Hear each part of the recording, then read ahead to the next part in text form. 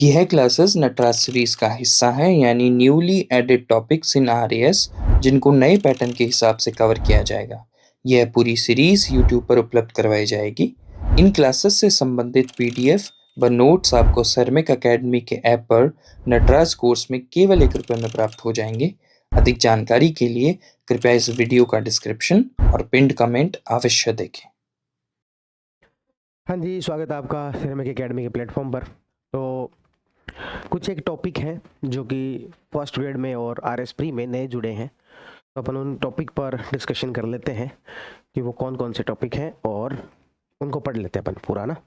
चलो, तो हम एक टॉपिक पढ़ेंगे, राष्ट्रीय महिला आयोग,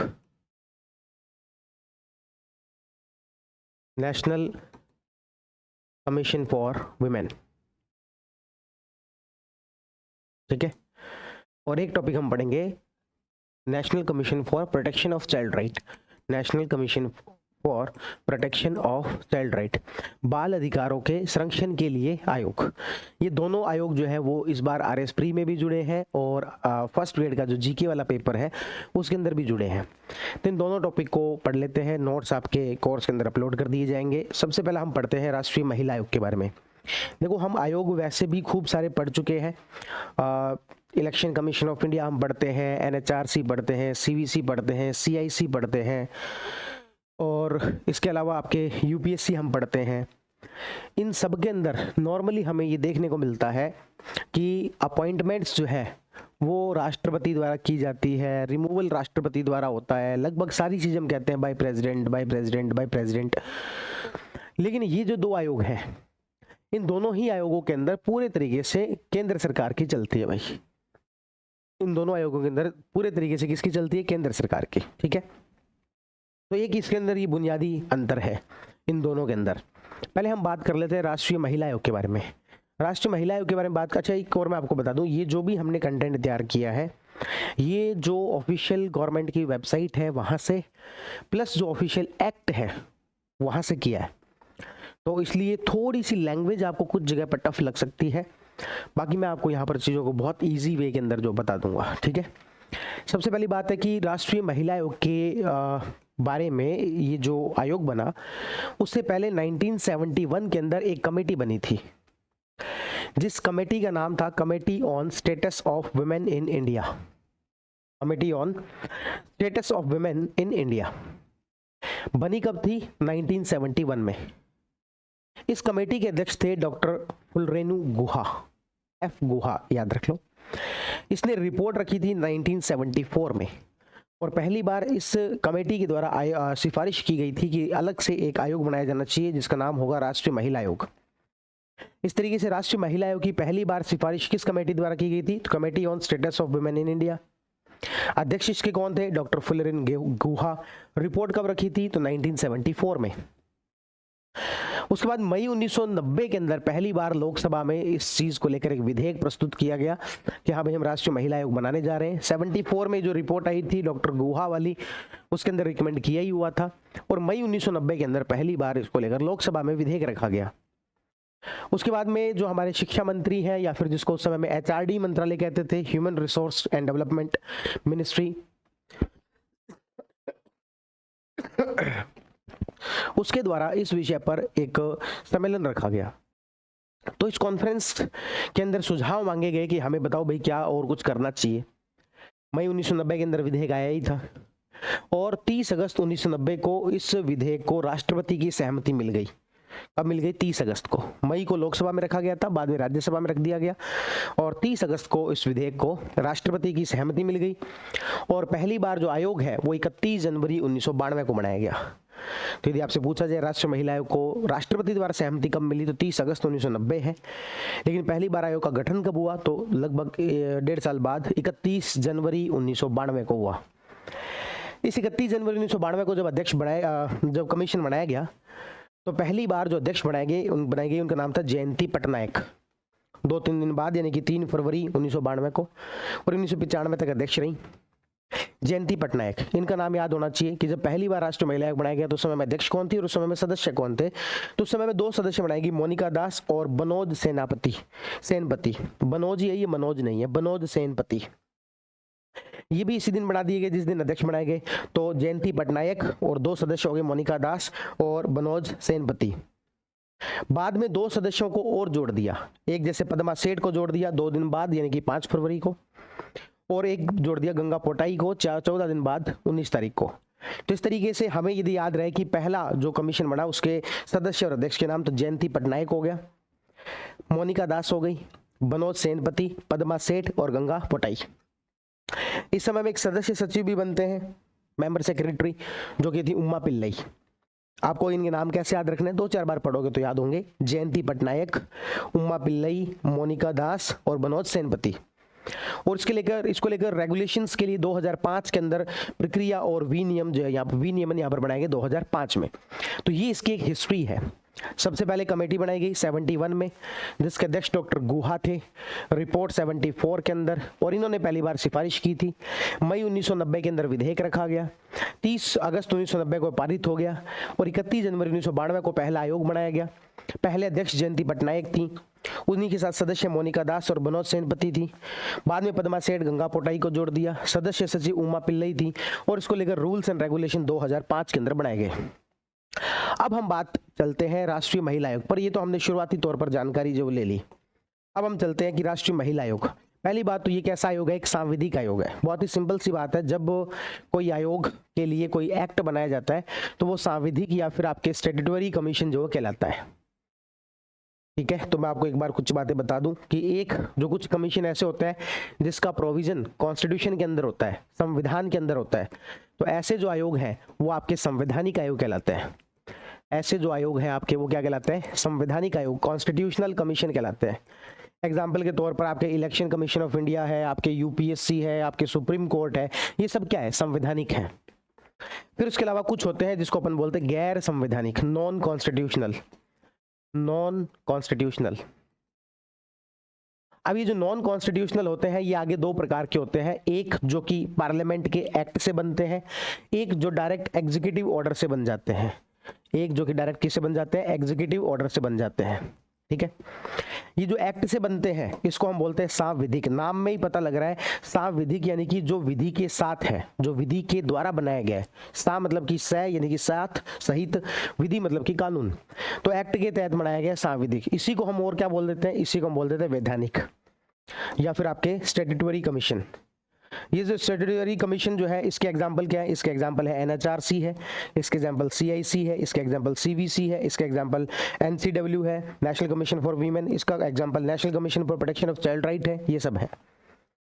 फिर होते हैं कुछ जो कि एग्जीक्यूटिव ऑर्डर से बनते हैं, जैसे कि आपके नीति आयोग है, जैसे कि आपके योजना आयोग था, जैसे आपके एनडीसी था, इस तरीके से। एनडीसी तो अभी भी हालांकि। तो हमने क्या कहा कि ये कैसा आयोग है, एक सांविधिक आयोग है जो किस लिए काम करेगा। अब मेरी बात सुनो, एक चीज को ध्यान रखना, ये जो काम वगैरह जो होते हैं ना कि इसके क्या क्या काम है, कि ये महिलाओं के अधिकारों की रक्षा, इन सबको ना ऐसे रटना नहीं होता। मैं आपको national commission for protection of child right के काम भी बताऊंगा, एनसीडब्ल्यू के भी बताऊंगा, एनएचआरसी के, इन सब के बताए हुए हैं।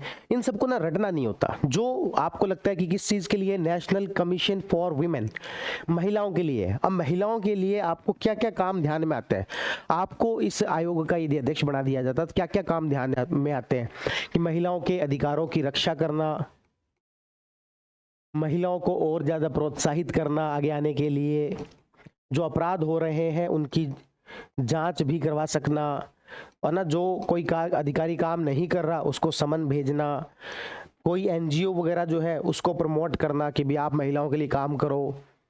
इस प्रकार के जो भी काम आपके दिमाग में आते हैं, लगभग सारे इसके काम होते हैं। इन कामों को ऑब्जेक्टिव एग्जाम के लिए रटने की आवश्यकता नहीं होती है, और ये जो काम है ये सब्जेक्टिव एग्जाम में ज़्यादातर मतलब ये आयोग जो है सब्जेक्टिव में होते नहीं है, तो इनको कोई रटने की आवश्यकता नहीं है। आप देखोगे यहाँ पर 10-12 लाइनें लिखी मिलेंगी, आपको लगेगा सर इतना सारा कोई कौन कैसे याद रहेगा। प्लस जो है लैंग्वेज भी थोड़ी सी आपने मूल जो लैंग्वेज है वो ली है, जो एक्ट है ओरिजिनल वही हमने लिया है। तो क्या हम सबको ये सब कुछ रटना पड़ेगा? रटने की आवश्यकता नहीं है। आप एक बार चीज़ों को पढ़ लिया, समझ लिया। कुछ मुश्किल लग रहा है, मुश्किल इन द सेंस कि भाई जहां पर यूं लगे कि गैस करना मुश्किल है। एग्जाम्पल के तौर पर एनसीडब्ल्यू है, और मैं कहूं कि यह वृद्ध जो लोग हैं उनके लिए भी कार्य करेगा, आपको लगेगा यार बना महिलाओं के लिए, वृद्ध लोगों के लिए भी कार्य करेगा। ये थोड़ा सा गैस करना एग्जाम में आ जाता तो हम शायद गलत कर देते। इसको याद रख लेते हैं बस। बाकी याद रखने की आवश्यकता नहीं है, ठीक है। तो हम चलते हैं। तो ये कैसा आयोग है? एक सांविधिक आयोग है। ये क्या काम करेगा? ये है बाल विवाह विधिक जागरूकता कार्यक्रम। अब देखो बाल विवाह आपको लगेगा सर ये तो बालकों का, अरे भाई बाल विवाह में लड़कियां भी तो शामिल है, और एनसीडब्ल्यू का ये भी तो काम होगा। विधिक जागरूकता कार्यक्रम यानी कि लीगल अवेयरनेस का काम करना।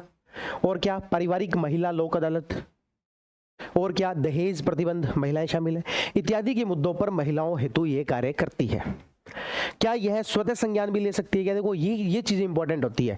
क्या ये स्व मोटिव पावर इसके पास में होती है? क्या इसके पास में कोई शिकायत ना लेके जाए तब भी किसी मुद्दे की जांच कर सकती है? क्या कर सकती है? याद रखना ये इंपॉर्टेंट पॉइंट होते हैं कि कुछ मामलों में यह क्या कर सकती है? स्वतः संज्ञान भी ले सकती है, ठीक है। आगे बात करते हैं। यह अधिनियम आया कब था? आपको पता है 30 अगस्त 1990 को अधिनियम बन गया था। 1990 का ये एक्ट नंबर 20 था, कई बार पूछ लेते हैं। एक्ट नंबर 20 था। गणतंत्र का 41वां वर्ष। गणतंत्र का 41वां वर्ष एज सच को याद रखने की आवश्यकता नहीं है, क्योंकि आपको पता है भारत रिपब्लिक कब हुआ? 1950 में। तो इसका कौन सा वर्ष हुआ? 1990 कौन सा वर्ष हुआ? 41वां। आपको नहीं सर 40वां ही हुआ। अरे भाई मैं कहूँगा 26 जनवरी 1990 को कितने वर्ष पूरे हो गए? 40। तो अगस्त में क्या हुआ? 41वां ही तो हुआ। कौन सा हुआ? 41वां। इस तरीके से गणतंत्र का कौन सा वर्ष? 41वां वर्ष, जो कि रटने की आवश्यकता नहीं है, पर क्योंकि एक्ट में लिखा होता है, जब आप ओरिजिनल एक्ट को डाउनलोड करेंगे तो वहां पर लिखा होता है, इसलिए लिख दिया। बाय चांस पूछ ले, वहां पर कैलकुलेशन करने बैठेंगे और वहां पर 40 की कैलकुलेशन बिठा दी तो गलत हो जाएगा, इसलिए मैंने आपको यहाँ पर नोट आपका हो जाए यहीं पर, तो 41वां बता दिया। अब उसके बाद में ये अलग अलग चैप्टर्स के अंदर डिवाइड किया गया। फिर वही कह रहा हूँ कि चैप्टर्स को ऐसे रटने की आवश्यकता नहीं होती, बेसिक आइडिया हो। जो सबसे पहले धारा संख्या 1 और 2 है, उसमें सामान्यतः परिभाषाएं लिखी होती है। किसी में भी आ जाए तो धारा संख्या 1 और 2 के अंदर क्या लिखा होता है? 1 के अंदर तो लिखा होता है ये एक्ट कहाँ कहाँ पर लागू होगा। जैसे कि आप एनसीडब्ल्यू के ऑफिशियल एक्ट को डाउनलोड करेंगे तो वहां पर धारा संख्या 1 में लिखा होगा कि यह जम्मू कश्मीर पर लागू नहीं होगा। हालांकि बाद के रूल्स एंड रेगुलेशंस में चेंज किए गए, और जब से धारा 370 हटी है उसके बाद ये जम्मू कश्मीर पर भी लागू होता है, पूरे भारत पर लागू होता है। तो धारा संख्या 1 में सामान्यतः ये लिखा होता है कि कहाँ पर लागू होगा, यानी कि इसका विस्तार कितना है। धारा संख्या 2 के अंदर सामान्यतः लिखा होता है कि भाई इसमें परिभाषाएं, इसका मतलब क्या होगा, इसका मतलब क्या होगा। तो ये पहली 2 धाराओं में होता है। 3 से 9 के अंदर बताया गया राष्ट्रीय महिला आयोग के बारे में, गठन कैसे होगा, कितने क्या मेंबर होंगे, वो सब बातें। ये वाली धारा इंपॉर्टेंट है भाई। ये मैंने 2 धाराएं लिखी हैं, ये ज्यादा इंपॉर्टेंट है। आप कहोगे कि क्या सर सारी धाराएं याद रखनी है? ये 2 धाराएं आपको इंपॉर्टेंट है, क्योंकि आप नेशनल कमीशन फॉर वीमेन की वेबसाइट पर जाते हैं तो आपको ये 2 धाराएं जो है वो अबाउट अस में लिखी मिलती है, इसलिए 2 धाराएं जरूर याद रखना। धारा 3 के अंदर है इसका कॉम्पोजिशन, कि राष्ट्रीय महिला आयोग के अंदर कितने क्या सदस्य होंगे, और धारा 10 में दे रखे हैं इसके फंक्शंस, कार्य, कृत्य, तो फंक्शंस। ये कौन सी में? धारा संख्या 10 के अंदर। ये 2 धारा इंपॉर्टेंट है। चैप्टर नंबर 4 के अंदर वित्त लेखे और लेखा परीक्षा के बारे में बताया गया है, इसकी अकाउंटिंग वगैरह कैसे होगी, और 15 से 17 में विविध बातें बताई गई है। हमारे लिए ज्यादा इंपॉर्टेंट क्या है? तो हमारे लिए ये 2 बातें जो रहती है ज्यादा इंपॉर्टेंट रहती है, आगे इतने कोई काम का नहीं होता। 1 और 2 में क्या होता है मैंने आपको बता दिया, और ये हर एक्ट पर लागू होता है। जो किसी भी एक्ट का धारा संख्या 1 है, 2 है, लगभग सभी में यही होगा। 1 के अंदर बताते हैं कि कहाँ लागू होगा या इस एक्ट का नाम क्या है, और धारा संख्या 2 के अंदर बताते हैं कि भाई इनमें परिभाषाएं क्या क्या है। आगे बढ़ते हैं, हम मेन बात करते हैं जो इसकी धारा संख्या 3 है, जिसमें बताया गया इसका कॉम्पोजिशन, संगठन। इसमें देखो अध्यक्ष जो होगा केंद्र सरकार द्वारा मनोनीत होगा। हम बाकियों में पढ़ के आए थे प्रेसिडेंट के द्वारा, है ना, प्रेसिडेंट के द्वारा जो किसी को नियुक्त किया जाएगा, लेकिन यहाँ पर नाम किसका लिया गया है? केंद्र सरकार। उसमें अपॉइंटेड होता है, यहाँ पर मनोनीत लिखा गया है, नॉमिनेटेड, ये भी थोड़ा सा ध्यान रख लेना। तो अध्यक्ष केंद्र सरकार द्वारा होगा। 5 सदस्य होंगे जो कि केंद्र सरकार द्वारा और नॉमिनेट किए जाएंगे। तो यानी कि इसकी संरचना क्या होगी? 1+5 की होगी। इसकी संरचना क्या होगी? 1+5 की। ये 5 केंद्र सरकार द्वारा मनोनीत होंगे, और जो अध्यक्ष है वो भी केंद्र सरकार द्वारा नॉमिनेटेड होगा। अब ये 5 की थोड़ी योग्यता लिखी गई है कि किन किन मुद्दों पर। ऐसा देखो इतना कोई इंपॉर्टेंट है नहीं, पर फिर भी देख लो। विधि और विधायन, व्यापार संघ से जुड़ा हुआ, उद्योग प्रबंधन, महिलाओं से संबंधित उद्योगों को बढ़ावा देने वाले संगठन, महिला सामाजिक कार्यकर्ता, आर्थिक विकास को बढ़ावा दिया हो, स्वास्थ्य को, शिक्षा को, समाज सेवा को, इन विषयों में योग्य और अनुभवी व्यक्ति को यहां पर अपॉइंट किया जाएगा। जब भी ये बात हमारे सामने आएगी कि इनमें से क्या योग्यता है, हम देखो महिला सामाजिक कार्यकर्ता को बहुत इजीली गैस कर लेंगे कि देखो महिला सामाजिक कार्यकर्ता को मेंबर के रूप में रखना बनता है। महिलाओं से संबंधित उद्योगों को बढ़ावा देने वाले संगठन, ये भी बनता है। स्वास्थ्य, शिक्षा, समाज सेवा, आर्थिक विकास, ये भी बनता है। महिलाओं से संबंधित विधि बनाने में कोई हेल्प की हो, ये भी बनता है। आपको यहाँ पर थोड़ा सा ये हो सकता है कि व्यापार संघ वाले को यहाँ क्यों रख रहे हैं, उद्योग प्रबंधन वाले को यहाँ क्यों रख रहे हैं। तो ये थोड़ी सी बातें हैं जो कि ध्यान देने लायक है। कुछ चीजें होती है ध्यान देने लायक, कुछ चीजें होती है याद करने लायक, और कुछ चीजें होती है समझने लायक। ये ध्यान देने लायक है कि व्यापार संघ और उद्योग प्रबंधन वालों को भी यहाँ पर मेंबर के रूप में रखा जा सकता है। यानी कि इसकी संरचना क्या हुई, 1+5। इसके साथ साथ इसमें एक मेंबर सेक्रेटरी, सदस्य सचिव, जो हमने देखा था सबसे पहले कौन थी, उमा पिल्लई। कौन, उमा पिल्लई। तो सदस्य सचिव वो भी केंद्र सरकार द्वारा, तो यानी कि 1+5+1। हालांकि सदस्यों की बात करें तो ये 6 ही है, 1+5। इसके साथ साथ में एक सदस्य सचिव भी है। तो जो सदस्य सचिव है उनका नाम उमा पिल्लई, जो सबसे पहली थी, और ये भी किसके द्वारा, केंद्र सरकार द्वारा। इनकी विशेषताएं थोड़ी अलग बताई है, लेकिन बातें वही है। प्रबंधन, संगठनात्मक व्यवस्था, सामाजिक आंदोलन का विशेषज्ञ हो, या फिर केंद्र के अधीन किसी सिविल सेवा में हो, या अखिल भारतीय सेवा का अधिकारी हो, या उसका पर्याप्त अनुभव हो। ये बातें बताइए धारा संख्या 3 कंपोजिशन के अंदर, संगठन के अंदर। ठीक है, आगे बात करते हैं धारा संख्या। देखो आपको धारा संख्या 3 में इसका कंपोजिशन समझ में आ गया होगा। एक बार फिर से मैं बता देता हूँ इसका कंपोजिशन क्या है। तो कंपोजिशन इसका ये है कि पहली बात तो कौन सी संख्या में, धारा संख्या 3 में है। 1 इसके क्या होंगे, अध्यक्ष। 5 इसके क्या होंगे, सदस्य। और 1 इसके अंदर क्या होंगे, सदस्य सचिव। इन सबको ही नॉमिनेट किसके द्वारा किया जाएगा, इन सबको ही नॉमिनेट किया जाएगा केंद्र सरकार के द्वारा। ठीक है, अब इसमें से जो 5 सदस्य हैं इनकी विषय विशेषज्ञता क्या बताई गई है, विधि विधान से संबंधित कोई विशेषज्ञता हो, महिला सामाजिक कार्यकर्ता रही हो, महिलाओं से संबंधित आंदोलन के अंदर पार्टिसिपेट किया हो, ये सब इनकी विशेष विशेषज्ञता है।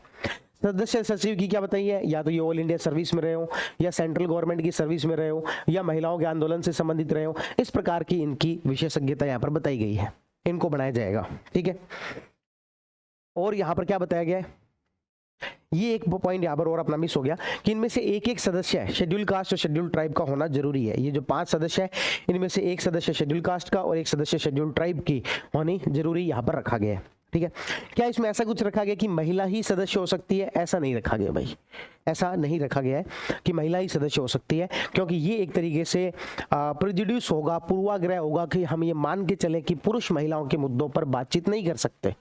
इसलिए हमने ऐसा कहीं नहीं रखा कि महिला ही होनी जरूरी है। सेवा शर्तों की बात करें तो इनका कार्यकाल कितना होगा, अधिकतम 3 वर्ष, या जो भी केंद्र सरकार निर्धारित करे।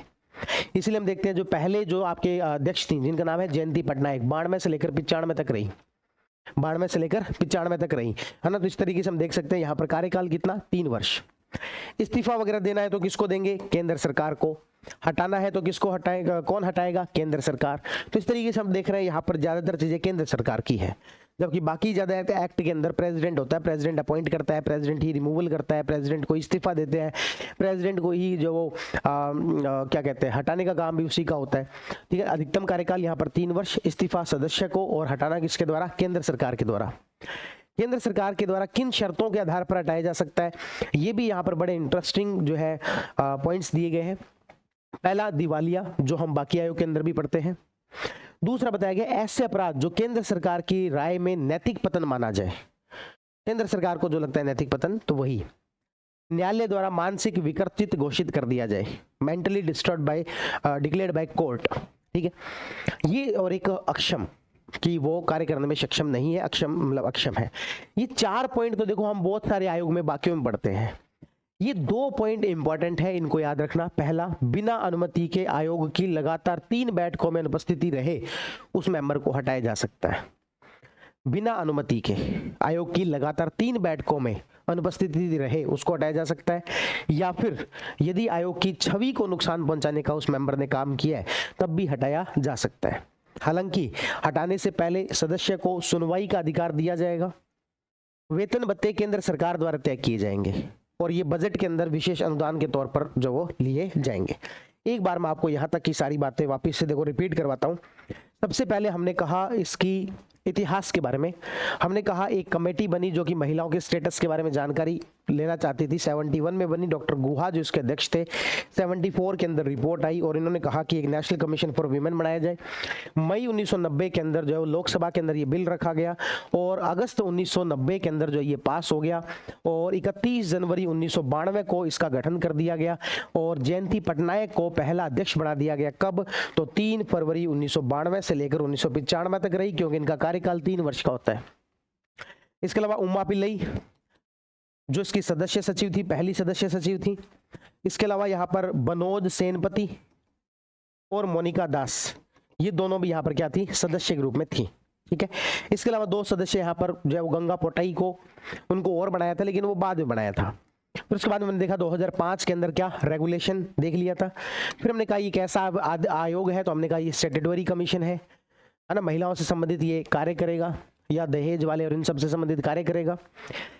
फिर हमने देखा इसके अंदर चैप्टर संख्या, धारा संख्या 1 और 2 में क्या बताया गया। मूल एक्ट पढ़ेंगे, उसमें लिखा हुआ है जम्मू कश्मीर में लागू नहीं होता, लेकिन रूल्स एंड रेगुलेशन के अकॉर्डिंग जम्मू कश्मीर में लागू होता है, बाद में चेंज किया जा सकता है। धारा संख्या 2 में परिभाषा लिखी होती है। धारा संख्या 3 के अंदर क्या बताया गया? धारा संख्या 3 के अंदर कॉम्पोजिशन है और धारा संख्या 10 में इसके फंक्शंस दिए गए।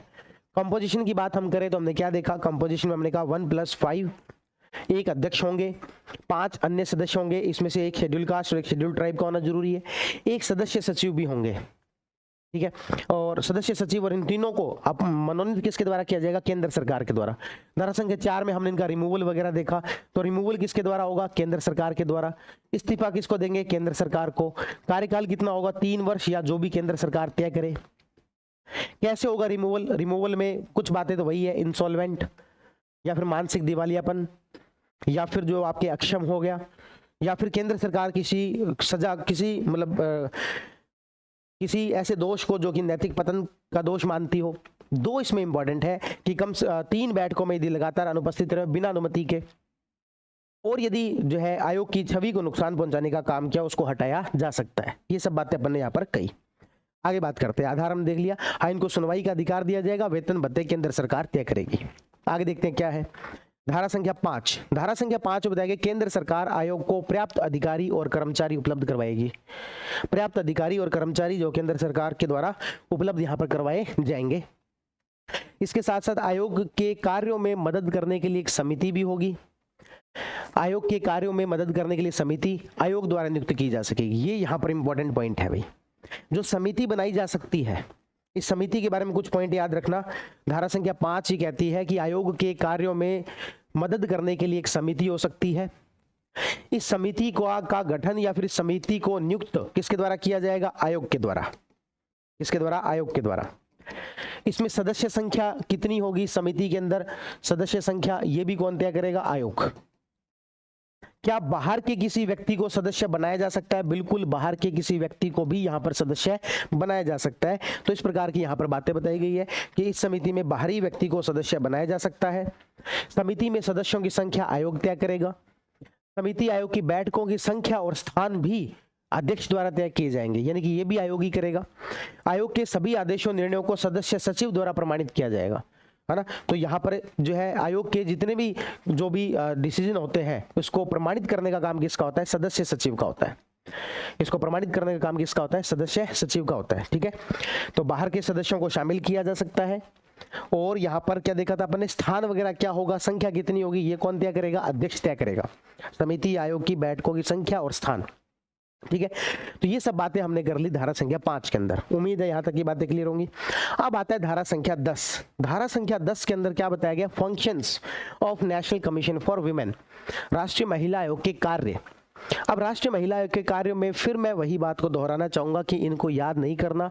आप यदि यहाँ पर देखेंगे तो पाएंगे कि मैंने लगभग 1 पेज इसका भरा है, क्योंकि जितने भी धारा संख्या 10 के अंदर दिए थे एज इट इज मैं लिख दिया, कुछ इसमें चेंज नहीं किया, ना भाषा को आसान किया। बाकी चैप्टर में फिर भी हम थोड़ा भाषा को आसान कर देते हैं, लेकिन यहाँ पर भाषा को आसान मैंने नहीं किया या फिर मैंने कुछ भी चेंज नहीं किया, सीधे सीधे जो यहाँ पर लिख दिया। तो अब क्या इनको याद करना है? फिर मैं वही कहूंगा, इनको याद करने की बजाय बस एक बार पढ़ लो और पढ़ने में आपको ये लगे कि ये महिला आयोग के कार्य के रूप में शायद हम गैस नहीं कर पाते, उसको तो याद रख लो, बाकी को याद नहीं रखना। ठीक है। तो वही है सेम बातें। महिलाओं के लिए संविधान और अन्य विधियों के अधीन उपबंधित रक्षा उपायों से संबंधित सभी विषयों का अन्वेषण और परीक्षा करना। जो भी हमारे कॉन्स्टिट्यूशन के अंदर लिखा गया आर्टिकल 15 है, 16 है, जिसमें कि महिलाओं के साथ भेदभाव नहीं होगा, यदि किसी के साथ भेदभाव हो रहा है उन सब मामलों की इन्वेस्टिगेशन यहाँ पर करना, वो सब रक्षा उपाय करना जो कि प्रति वर्ष या अन्य ऐसे समयों पर आयोग ठीक समझे, आयोग को लगे कि हाँ इन सब मुद्दों की जांच करनी चाहिए तो वो भी कर सकते हैं। ऐसी रिपोर्टों में महिलाओं की दशा सुधारने के लिए रक्षा उपायों के प्रभावी क्रियान्वयन के लिए सिफारिशें करना कि भाई क्या क्या और किया जाना चाहिए। तो इस तरीके से आप पाएंगे, तो यहाँ पर देख पाएंगे कि भाई ये बेसिक इनके काम है, इसमें मैं फिर कह रहा हूँ कोई जो है मुश्किल चीज़ नहीं है। ठीक है, बस आपसे ये पूछ लिया जाए कि क्या ये स्वतः संज्ञान ले सकते हैं। बिल्कुल, शिव मोटो पावर से इनको काम करने का अधिकार होगा। चलो एक बार आपके कहने से पढ़ के देख लेते हैं। कोई अन्य विषय जो केंद्र सरकार बताए, महिलाओं से संबंधित किसी बात के और विशिष्टता उन विभिन्न कठिनाइयों के बारे में जिनके अधीन महिलाएं कार्य करती है, सरकार को समय समय पर रिपोर्ट देना। बहुसंख्यक महिलाओं को प्रभावित करने वाले प्रश्नों से संबंधित मुकदमों के लिए धन उपलब्ध करवाना, धन भी उपलब्ध ये करवाते हैं। किसी जेल, सुधार गृह, महिलाओं की संस्था या अभिरक्षा के अन्य स्थान का जहां महिलाओं को बंदी के रूप में या अन्यथा रखा जाता है, निरीक्षण करना। तो ये जाके सुपरविजन भी कर सकते हैं, निरीक्षण भी कर सकते हैं। प्रगति का मूल्यांकन करना, विकास प्रक्रिया में उसमें भाग लेना। तो इस प्रकार के काम किए जा सकते हैं। ओवरऑल में इसमें याद रखने वाली बातें आपको कुछ बता देता हूं। वो एक तो ये है कि क्या ये जो आयोग है ये स्वतः संज्ञान ले सकता है, तो याद रखना ये स्वतः संज्ञान ले सकता है। क्या कुछ विषयों पर ये धन भी उपलब्ध करवा सकता है? करवा सकता है। क्या ये जो है वो जुर्माना लगा सकता है? जुर्माना वगैरह नहीं, केवल सिफारिश करते हैं ये लोग। ठीक है, और ये जो है समय समय पर रिपोर्ट तैयार करते हैं। ये सब बातें यहाँ पर बताएगी। इन्वेस्टिगेशन कर सकते हैं, कर सकते हैं। अब ये सब कुछ करने के बाद अपनी जो वार्षिक रिपोर्ट है ये किसे रखेंगे? तो केंद्र, जो आपके नेशनल कमीशन फॉर वीमेन है वो केंद्र सरकार को रिपोर्ट रखेंगे, और इसी तरीके से राज्य महिला आयोग भी होते हैं, वो राज्य सरकार को अपनी रिपोर्ट जो रखेंगे। मान लो कि किसी राज्य से संबंधित बात है, एग्जाम्पल के तौर पर राष्ट्रीय महिला आयोग है, लेकिन राज्य के अंदर महिलाओं को से संबंधित होने वाले अपराधों की जांच कर रहे हैं। ऐसे समय में ये राज्य सरकार को अपनी रिपोर्ट भेज देंगे और उनके द्वारा इसे विधानमंडल में रखवाया जाएगा। और राष्ट्रीय महिला आयोग द्वारा केंद्र सरकार से संबंधित कोई बात बतानी है तो केंद्र सरकार को भेज देंगे और केंद्र सरकार ये रिपोर्ट संसद में रखवाएगी। ध्यान रखना, यहाँ पर रिपोर्ट को राष्ट्रपति या राज्यपाल को नहीं भेजी जाती है। सब कुछ काम यहाँ पर केंद्र सरकार का है। राष्ट्रपति की इन्वॉल्वमेंट ही नहीं है, राज्यपाल की इन्वॉल्वमेंट ही नहीं है इस पूरे एनसीडब्ल्यू के अंदर और एनसीपीसीआर के अंदर। याद रखना, राष्ट्रपति और राज्यपाल की इन्वॉल्वमेंट नाम मात्र के बराबर, लगभग 0 है। यहाँ पर केंद्र सरकार को रिपोर्ट भेज दी, संसद के दोनों सदनों के समक्ष रिपोर्ट रखी जाएगी। यदि इस रिपोर्ट को अस्वीकृत किया जाता है या जो भी निर्णय लिए जाते हैं उसकी सूचना जो है वो उसके सहित रखना है इसको। यदि आयोग के जो दी गई जो भी रिपोर्ट है उसको यदि अस्वीकृत भी करना है तो उसकी क्या करनी पड़ती है? सूचना यहाँ पर देनी पड़ती है। आयोग के अध्यक्ष, सदस्य, अधिकारी और कर्मचारी लोक सेवक समझे जाएंगे, है ना। ये पब्लिक सर्वेंट की परिभाषा में आते हैं आईपीसी की सेक्शन 1860 की धारा 21 के अनुसार। और ये हम यहाँ पर बात कर रहे हैं इनके लिस्ट ऑफ चेयरपर्सन की, कौन कौन रहे हैं। ज्यादा जो याद रखने वाली बात है वो है, एक तो पहले कौन, जयंती पटनायक। वर्तमान में कौन है? विजया के राहटकर। ये 2 जरूर याद रख लेना। अभी कुछ समय पहले एक पीआईबी के अंदर आर्टिकल आया हुआ था कि एनसीडब्ल्यू का 38वां स्थापना दिवस मनाया गया है। एक बार देखो दिखाना 38वां हुआ क्या? ये 92, 8 और 26। 38वां तो हुआ नहीं। एक मिनट में चेक कर लेते हैं अपन इसको। पीआईबी का एक आर्टिकल था, करंट अफेयर में अपन पढ़ रहे थे।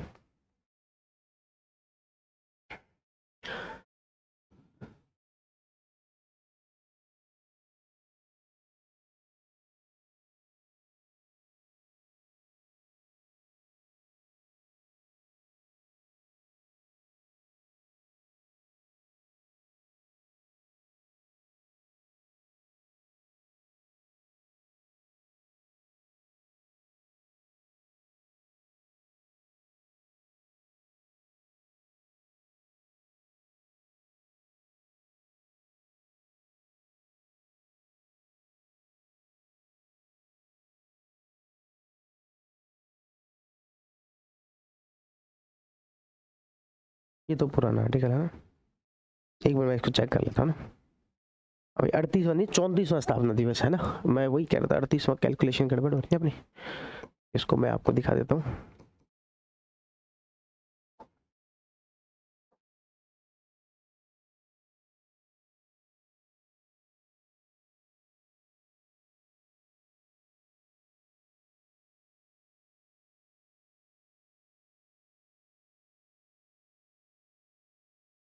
यहाँ पर देखिए national commission for women marks it 34th foundation day, ठीक है ना। तो 34th फाउंडेशन डे था, इसको जो है आप जरूर याद रख लेना। अब ये हाल ही के अंदर बनाया गया क्योंकि ये बना था आपके 31, ठीक है। तो ये मुझे वो पीआईबी का आर्टिकल भी मिल गया। तो इसमें बहुत अच्छी अच्छी कुछ काम की बातें हैं जो कि आप अपने नोट्स के अंदर ऐड कर लेंगे, या फिर मैं नोट्स के अंदर ऐड करवा के ही आपको डाल दूंगा कि अभी हाल ही में 34वां स्थापना दिवस जो है इसका मनाया गया है। इस 34वें स्थापना दिवस के मौके पर जो कार्यक्रम हुआ, उस कार्यक्रम के अंदर जो जगत प्रकाश नड्डा जी हैं, जो हमारे मंत्री हैं, वो यहाँ पर जेपी नड्डा वो यहाँ पर आए, और विजय रेहटकर वो जो थी यहाँ पर, एक जो है इनके द्वारा एक पत्रिका का जो है शुभारंभ किया गया जिसका नाम है जागृति। तो एक तो जागृति का याद रख लेना कि महिलाओं से संबंधित पत्रिका है, ये महिलाओं से संबंधित पत्रिका है, ठीक है। इस जो कार्यक्रम था इसकी थीम थी स्वास्थ्य ही सशक्तिकरण, स्वास्थ्य ही सशक्तिकरण, स्वास्थ्य ही सशक्तिकरण, ठीक है। और इस मौके पर कुछ लोगों को अवार्ड दिया गया, जिसमें से कि एक है आपके थॉमस, कौन थॉमस, तो जो कि भारत की मिसाइल वीमेन के रूप में जानी जाती है, मिसाइल महिला के रूप में जानी जाती है, डॉक्टर टेसी थॉमस, उनको जो है यहाँ पर सम्मानित किया गया रक्षा विज्ञान में उनके कार्य के लिए। और जो आईआईटी मद्रास के जो डायरेक्टर है कामाकोटी, उनको एक एआई मॉड्यूल विकसित किया गया, तेरे मेरे सपने, उनमें विकास करने के लिए भी सम्मानित किया गया। तो यहाँ पर दो लोगों को सम्मानित किया गया, एक कामाकोटी जो है वो आईआईटी मद्रास के निदेशक हैं, डायरेक्टर हैं, उनके लिए उनके द्वारा एक एआई मॉड्यूल जो विकसित किया गया जिसका नाम है तेरे मेरे सपने। और इसके अलावा एक जो है वो आपके थॉमस को जो है यहाँ पर सम्मानित किया गया, जिसको कि मिसाइल विमेन के रूप में जो जाना जाता है भारत के अंदर, ठीक है। तो ये बातें जो अपन ने यहाँ पर डिस्कस की, ठीक है। लास्ट बस 2 मिनट का ये अपने आर्टिकल और बचा है। तो ये अपन ने बात कर ली 34वां जो ये आपके बनाया गया राज्य महिला आयोग के द्वारा। अब आगे यदि अपन बात को कंटिन्यू करें तो लिस्ट ऑफ चेयरपर्सन की बात हम कर रहे थे। तो लिस्ट ऑफ चेयरपर्सन में एक तो मैं नाम याद रखना है जयंती पटनायक जो पहली थी, वी मोहिनी गिरी, विभा पार्थसारथी। अब देखो इसके अलावा लास्ट वाली जरूर याद रख लो, विजया के राहटकर। और कार्यवाहक अध्यक्ष पहले बनाया गया था रेखा शर्मा को, और बाद में वापस रेखा शर्मा को पूर्ण अध्यक्ष बना दिया गया। तो पहले कार्यवाहक अध्यक्ष कौन रही? तो रेखा शर्मा। ये वाला फैक्ट भी आप याद कर सकते हो। बाकी कार्यकाल इनका 3 वर्ष होता है, तो देख लेते हैं कार्यकाल किसी का 3 वर्ष से ज्यादा रहा हो तो उनको याद किया जा सकता है। ये नाम याद रखा जा सकता है गिरिजा व्यास, जो कि 2 कार्यकाल के लिए यहाँ पर रही है, 2005 से लेकर 8 तक और 2008 से लेकर 11 तक। ये 2 कार्यकाल के लिए यहाँ पर रही हैं, इनको याद किया जा सकता है गिरिजा व्यास। तो ये गिरिजा व्यास का नाम याद रख लेंगे, जयंती पटनायक का नाम याद रख लेंगे, रेखा शर्मा जो कि कार्यवाहक अध्यक्ष रही थी पहले 1 साल के लिए, और विजय के राहटकर जो कि वर्तमान में है। और वर्तमान सदस्यों की बात करें तो सदस्य है डेलिना खोंगडुप और ममता कुमारी। सदस्य सचिव सुदीप जैन। सदस्य सचिव कौन है? सुदीप जैन। पहले सदस्य सचिव उमा पिल्लई थी, पहली अध्यक्ष जयंती पटनायक थी, और मेंबर जो मोनिका दास और मनोज सेनपति थे, ठीक है। तो ये सब हमने पढ़ा नेशनल कमीशन फॉर वुमेन के बारे में।